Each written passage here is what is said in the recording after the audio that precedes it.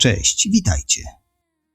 Moje podróże po Szwecji zwykle mają charakter typowo odkrywczy.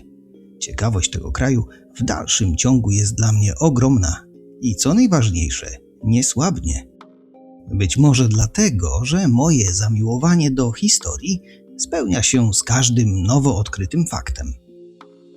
Trafiając do miejsc ze starą duszą w znaczeniu skansenu, zamku, kamiennych kręgów czy kurhanów, wielokrotnie ogarnia mnie powiew nostalgii. Zastanawiam się wtedy, jak kiedyś żyli ludzie, jak niewiele potrzebowali, by szczęśliwie żyć, nie gromadząc niepotrzebnych rzeczy wokół siebie, co jedli i jak funkcjonowali bez technologii. Nostalgia dopada mnie również wtedy, gdy widzę rzeczy z mojego dzieciństwa, z dalekiej przeszłości. Nie tylko te, których mogłem dotknąć, ale które pamiętam ze starych filmów, zdjęć lub opowieści moich dziadków. Dojeżdżając do tego miejsca, nie sądziłem, że czas spędzony wśród tysięcy eksponatów sprzed 70 lat zatrzyma się w mojej głowie na dłużej. No ale od początku. Droga do wsi, w której czas się zatrzymał, była przyjemna. Większość niemal 200-kilometrowej trasy przejechaliśmy autostradą. W Armbodze wjechaliśmy na drogę lokalną i po 30 kilometrach dotarliśmy do celu. Warto wspomnieć, że kilka kilometrów przed wioską drogowskazy informowały nas o prawidłowym kierunku jazdy. Jest tu parking, więc wjeżdżamy do środka. Zatrzymujemy się w doborowym towarzystwie. Na razie niewielu gości przyjechało na kawę lub znaną w całym regionie kanapkę z krewetkami, ale to się zmieni. Już widać, że jest tu co oglądać. Podejdźmy do tej wiaty. Tam jest coś napisane. Krótki regulamin. Z informacji wynika, że zwiedzanie tego miejsca jest za niewielką opłatą, chyba że zamówisz coś w kawiarni.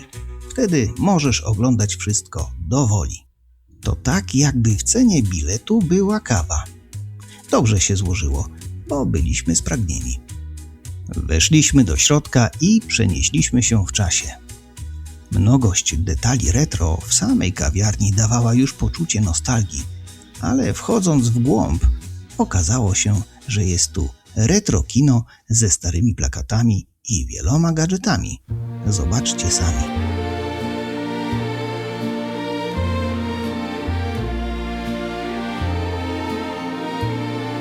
The clock ticks slow, the moon hangs low, the stars they whisper where you might go. I light a candle, watch it glow.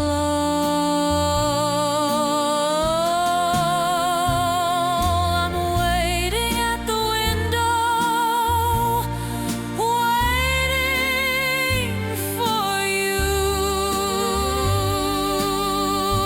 The night is long. Wychodzimy na zewnątrz z kawą i herbatą i siadamy w ogródku. Zanim dopiję kawę, opowiem wam krótką historię powstania tego miejsca.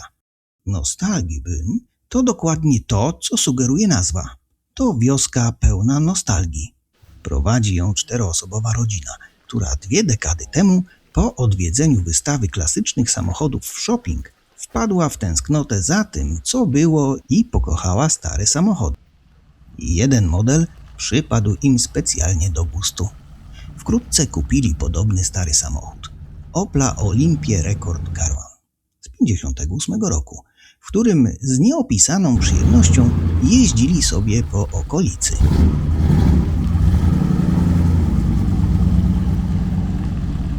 Posiadanie takiego samochodu skłoniło ich do poszukiwania innych akcesoriów do swojego auta i zbudowania garażu, by mieć gdzie je trzymać. Jedno pociągnęło za sobą kolejne i z małej kolekcji powstała wioska pełna nostalgii. Gdy odnowiony samochód stał już na podjeździe w Hosta, wtedy Bosse, to ten właściciel, zaczął poważnie myśleć o budowie garażu dla swej piękności. Dopiero wczesną wiosną natknął się na starą, zrujnowaną stację benzynową w Nynnes i z gruzów udało mu się odrestaurować stację paliw. Dziś stacja benzynowa jest tak bliska oryginałowi, jak to tylko możliwe, z wieloma lokalnymi gadżetami w asortymencie. Podobno działa. Chylę czoła za determinację w oddaniu najmniejszych szczegółów ukazujących prawdziwy charakter tej stacji. Niesamowite, jak wiele jest tu różnorodnych produktów z przeszłości. Tu faktycznie czas się zatrzymał. Ale wiecie co? To nie jest jedyna stacja paliw w tej posiadłości. Jak wjeżdżaliśmy, widziałem co najmniej 3, może 4 dystrybutory paliwa. No ale zanim cofniemy się do bramy, przez którą wjechaliśmy, zwróćcie uwagę na te kioski. Nie trzeba się mocno przyglądać, aby dostrzec szczegóły i wzornictwo sprzed dekad. Presbyro, czyli taki polski kiosk z gazetami sprzed 50 lat. A to tylko jedna z wielu nostalgicznych wynurzeń, które przed nami. Jest tu tyle wspaniałych wystaw z tysiącami akcesoriów, a właściwie lepiej powiedzieć eksponatów, że ciężko się skupić na filmowaniu. In the moonlight soft and gentle glow, we dance beneath the stars, moving slow. Every beat of the night was a perfect rhyme. Ta wieś to właściwie rodzaj skansenu z lat 50. i 60. XX wieku, choć wiele z tych eksponatów ma już niemal 100 lat. Według właścicieli jest tu około 10 000 eksponatów. Dawn breaks and the shadows flee, leaving behind a love that was meant to be. Eternal and Warto wrócić zatem do wjazdu na tę posesję, by czegoś przypadkiem nie pominąć. Mówiłem o stacjach paliw i proszę bardzo. echoes of our love like a sweet refrain.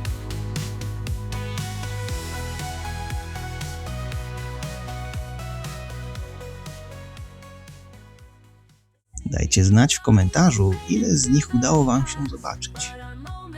Tutaj, tuż przed barem, stoi duży czerwony zabytkowy dystrybutor benzyny. To dystrybutor Visi firmy Ljungmas. Model chodnikowy, wyprodukowany w 1927 roku i mający 3,6 metra wysokości. Podobno to jedyny zachowany egzemplarz na świecie. Quiet corners of my heart's embrace. You're the eternal echo I chase. Eternal echoes in the dark. We're dancing with the memories we mark. In the silence of the night we remain. Echoes of our love like a sweet refrain. Even as the years drift far away, I'll hear the echoes of that perfect day. Czy wiecie, że sam termin nostalgia został wymyślony w 1678 roku przez 19-letniego szwajcarskiego studenta medycyny Johannesa Hoffera? W tamtym czasie był to medyczny termin diagnostyczny określający chorobliwą tęsknotę za domem. We're dancing with the memories we mark. In the silence of the night we remain. Później nostalgia zaczęła oznaczać również inne rzeczy, w tym tęsknotę za miejscem niewinnego dzieciństwa. To Immanuel Kant jako pierwszy argumentował, że nostalgia to tęsknota za kiedyś, a nie za tam. W tym sensie nostalgia jest obecna do dziś.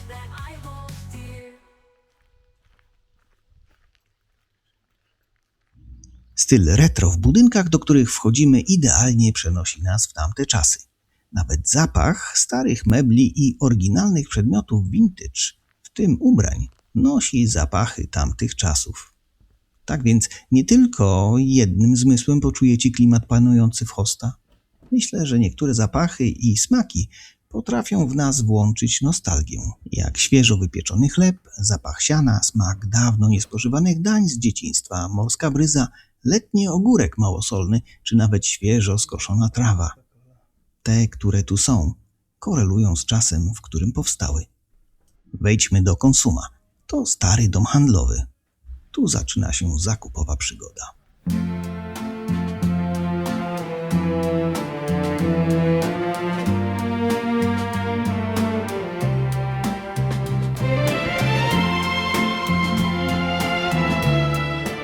Niektórzy pewnie pamiętają tego typu sklepy, w których można było kupić niemal wszystko. Teraz wielkopowierzchniowe hipermarkety przejęły taką funkcję, jednak to już nie to samo i nie w tej jakości. Wracając do naszej wioski z przeszłości, jest tu kilka budynków, których łączy jedno.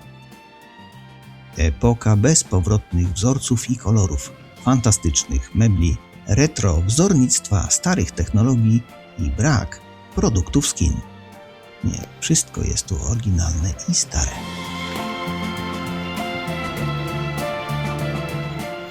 W tym miejscu nostalgię możesz nawet zabrać do domu. Oto, co możesz kupić, aby zabrać ze sobą.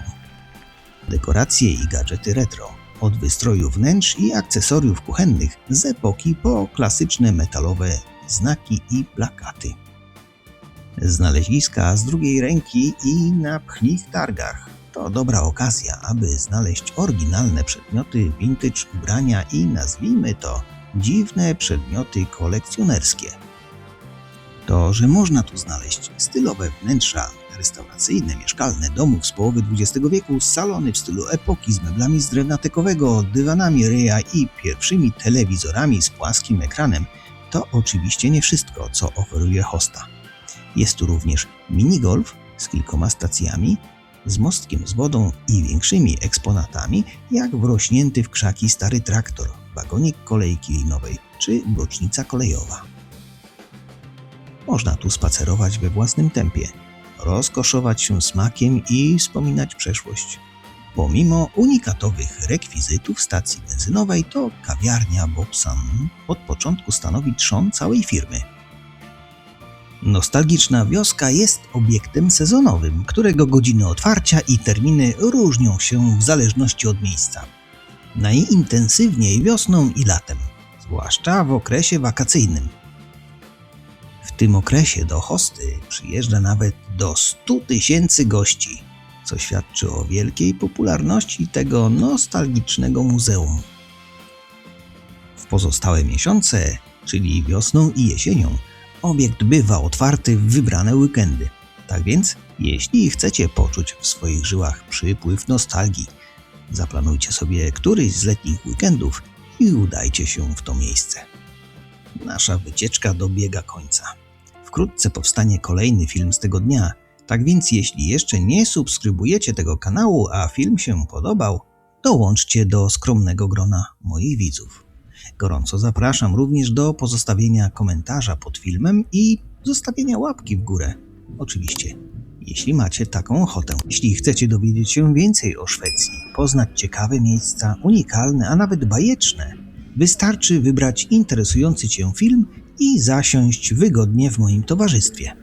Będzie mi miło, jeśli wybierzesz coś dla siebie i podzielisz się ze mną opinią na temat obejrzanego wideo. Dziękując za obejrzenie tego filmu do końca, żegnam się z Wami serdecznie. Do zobaczenia.